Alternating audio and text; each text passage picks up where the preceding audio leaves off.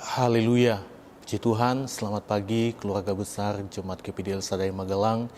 Dimanapun kita berada pagi hari ini, Tuhan memberkati, Tuhan yang selalu ada dan melindungi kita. Puji nama Tuhan, mari sama-sama kita akan menikmati kebenaran firman Tuhan di dalam Renungan 79 pada pagi hari ini yang saya beri tema Pertobatan Nineve. Kita akan melihat dalam kitab Yunus pasalnya yang pertama, ayat 1 sampai ayatnya yang kedua. Kitab Yunus pasal 1 ayat 1 dan ayat yang kedua saya baca firman Tuhan. Datanglah firman Tuhan kepada Yunus bin Amitai demikian, bangunlah, pergilah ke Nineve, kota yang besar itu. Berserulah terhadap mereka karena kejahatannya telah sampai kepadaku. Kita melihat bahwa Nineve adalah ibu kota kerajaan Asyur. Dan Nineve ini bukan bagian dari umat pilihan Allah, karena kita tahu bersama bahwa umat pilihan Allah itu adalah Israel.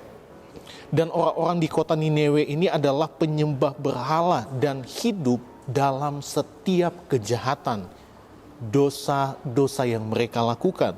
Kita bisa lihat itu di ayat yang kedua. Berserulah terhadap mereka karena kejahatannya telah sampai kepadaku. Tetapi kita lihat hal yang menarik di sini adalah mengapa Allah menyuruh Yunus, seorang nabi Tuhan dari Israel, untuk pergi ke Nineve menyampaikan pesan Tuhan. Kita lihat dulu apa pesan Tuhan untuk Nineve. Pesan Tuhan untuk Nineve adalah pertobatan. Di dalam pasal yang ketiga ayat 4 sampai ayat 10 saya baca firman Tuhan. Kitab Yunus pasal 3 ayat 4 sampai ayat 10 dikatakan, mulailah Yunus masuk ke dalam kota itu sehari perjalanan jauhnya, lalu berseru 40 hari lagi, maka Nineve akan ditunggang balikan. Orang Nineve percaya kepada Allah, lalu mereka mengumumkan puasa dan mereka baik orang dewasa maupun anak-anak mengenakan kain kabung. Setelah sampai kabar itu kepada raja kota Nineve, turunlah ia dari singgasananya, ditanggalkannya jubahnya, diselubungkannya kain kabung, lalu duduklah ia di abu. Lalu atas perintah raja dan para pembesarnya, orang memaklumkan dan mengatakan di Nineve demikian, manusia dan ternak, lembu sapi dan kambing domba tidak boleh makan apa-apa, tidak boleh makan rumput dan tidak boleh minum air. Haruslah semuanya manusia dan ternak berselubung kain kabung dan berseru dengan keras kepada Allah. Serta haruslah masing-masing berbalik dari tingkah lakunya yang jahat dan dari kekerasan yang dilakukannya. Siapa tahu mungkin Allah akan berbalik dan menyesal serta berpaling dari murkanya yang bernyala-nyala itu, sehingga kita tidak binasa. Ketika Allah melihat perbuatan mereka itu, yakni bagaimana mereka berbalik dari tingkah lakunya yang jahat, maka menyesallah Allah karena malapetaka yang telah dirancangkannya terhadap mereka dan ia pun tidak jadi melakukannya.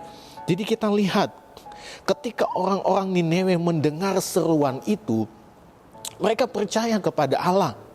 Dari mulai raja, semua rakyat sampai ternak-ternak kita lihat ikut berpuasa dan mengenakan kain kabung.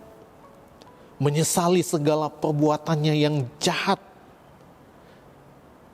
Mereka meninggalkan semua tingkah lakunya yang jahat. Dan kita melihat perbuatan mereka. Allah menyesal atas malapetaka yang dirancangkannya atas orang-orang Nineve. Akhirnya Allah tidak jadi melakukan penghukumannya kepada Nineve. Kita lihat hasil dari pertobatan Nineve adalah pengampunan. Dalam Yunus pasal 3 ayat 10. Yunus pasal 3 ayat 10. Allah menyesal, Allah enggak jadi menghukum, ya. Malah mereka beroleh belas kasihan, pengampunan dari Tuhan. Itu hasil dari pertobatan. Nah, apa yang Tuhan lakukan pada Nineve itu karena Allah mengasihi Nineve. Kita bisa lihat di dalam Yunus pasal 4 ayat 11. Firman Tuhan katakan, bagaimana tidak aku akan sayang kepada Nineve. Jadi kita lihat bahwa Allah punya kasih yang luar biasa kepada Nineve sekalipun mereka bukan bagian dari umat pilihan Allah. Bapak, Ibu, dan Saudara yang diberkati Tuhan, kita lihat orang-orang di kota Niniwe memang hidup dalam perbuatan jahat. Dan dari dosa yang mereka lakukan, Allah merancangkan hukuman untuk membinasakan mereka. Tetapi kita lihat pertobatan membawa Niniwe beroleh pengampunan, beroleh kemurahan Tuhan di dalam setiap kehidupan mereka. Kita lihat pertobatan Niniwe terlihat dari cara mereka menerima pesan dari Tuhan. Saya kira semua kita pasti banyak menerima pesan dari Tuhan. Tapi kita lihat ada hal yang menarik dari orang-orang yang ada di kota Niniwe ketika mereka mendengar pesan dari Tuhan. Yang pertama, mereka tidak menolak firman Tuhan. Kita lihat dalam pasal 3 ayat yang kelima dikatakan orang Niniwe percaya kepada Allah. Lalu mereka mengumumkan puasa dan mereka baik orang dewasa maupun anak-anak mengenakan kain kabung. Jadi mereka enggak menolak firman Tuhan. Ada banyak orang di hari-hari ini yang suka menolak firman Tuhan. Ketika firman itu datang untuk menasihati, ketika firman itu datang untuk menegur, untuk memperbaiki kesalahan mereka, ada banyak orang yang justru menolak firman Tuhan. Tetapi tidak demikian dengan orang-orang yang ada di kota Niniwe. Mereka menerima firman Tuhan. Dan kita lihat juga di dalam hal yang kedua, di dalam mereka menerima pesan Tuhan, mereka merendahkan diri dan berseru memohon belas kasihan Tuhan. Pasal 3 ayat 6 sampai ayat yang ke-8. Ya, kita bisa dilihat di sana bagaimana mereka merendahkan diri mereka di hadapan Tuhan. Di dalam kitab Yakobus pasal 4 ayat 10 firman Tuhan katakan, rendahkanlah dirimu di hadapan Tuhan dan Ia akan meninggikan kamu. Ketika kita merendahkan diri di hadapan Tuhan, saya percaya Tuhan yang akan turun tangan dan Dia Tuhan yang akan mengangkat setiap kehidupan kita. Kita percaya bahwa belas kasihan Tuhan itu yang akan selalu kita nikmati di dalam kehidupan kita. Sama seperti Tuhan mengasihi Niniwe, Tuhan juga mengasihi semua bangsa di dunia. Tuhan juga mengasihi semua orang. Tuhan tidak mau ada seorang pun yang binasa. Di dalam Injil Yohanes pasal 3 ayat 16, karena begitu besar kasih Allah akan dunia ini, sehingga Ia mengaruniakan anaknya yang tunggal, supaya setiap orang yang percaya kepadanya tidak binasa, melainkan beroleh hidup yang kekal.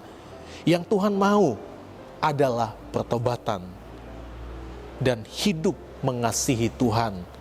Maka kita akan beroleh kemurahan Tuhan dan pengampunan yang daripada Tuhan. Puji nama Tuhan, Tuhan memberkati kita semua, Tuhan menolong kita semua, biarlah kita tetap setia hanya kepada Tuhan.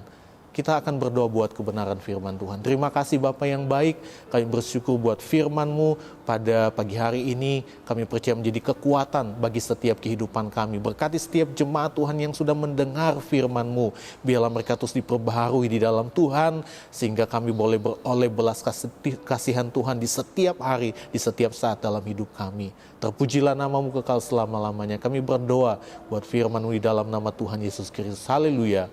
Amin.